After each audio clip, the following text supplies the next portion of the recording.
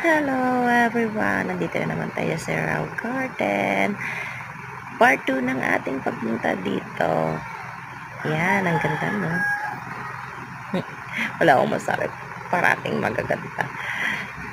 Daming tao kasi dito. May shoes pa dito. Yan, ang gundo. Oh, ang cute. Ito talagang pinaka-gusto kong part. Yung paglagay ng bulaklak dito. Yun, oh. Cute talaga.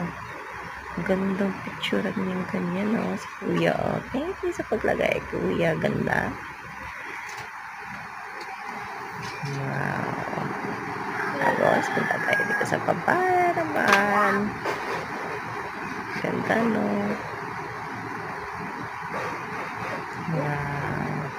Lakwatsa, Sherilyn. Lakwatsa.